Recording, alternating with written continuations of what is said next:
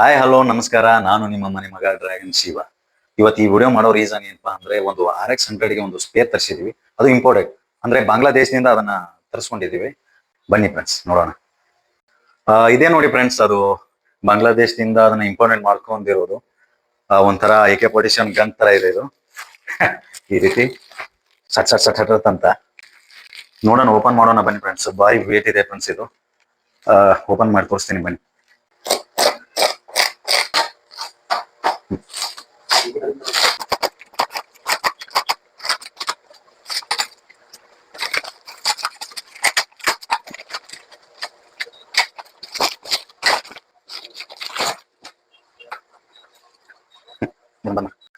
ಇದೇ ನೋಡಿ ಫ್ರೆಂಡ್ಸ್, ಅದು ನಮ್ಮ RX spare cat silencer.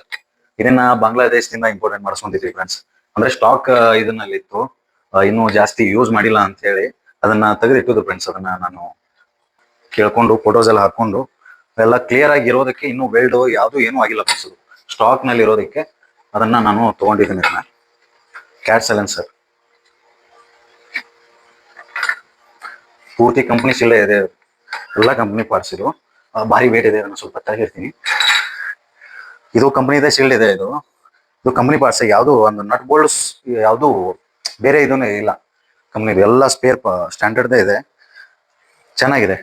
Total ಕ್ಯಾಟ್ನ ಇದನ್ನ ಓಪನ್ ಮಾಡಿಸ್ಬೇಕು, ಇನ್ನು RXಗೆ ಪಿಟಪ್ ಮಾಡಿಸ್ಬೇಕು ಅಂತ ಇದ್ದೀನಿ. ನಿಮ್ಮ ಸಪೋರ್ಟ್ ಇರಲಿ, ಹಾಗೆ ನಮ್ಮ ಚಾನಲ್ನ ಸಬ್ಸ್ಕ್ರೈಬ್ ಮಾಡಿ, ಶೇರ್ ಮಾಡಿ, ಲೈಕ್ ಮಾಡಿ ಅಂತ ಹೇಳ್ತಾ ಈ ವಿಡಿಯೋನ ಇಲ್ಲಿಗೆ ಮುಗಿಸ್ತಾ ಇದ್ದೀನಿ ಫ್ರೆಂಡ್ಸ್. ಮತ್ತೆ ಸಿಗೋಣ ನೆಕ್ಸ್ಟ್ ವಿಡಿಯೋದಲ್ಲಿ. ಬಾಯ್ ಬಾಯ್.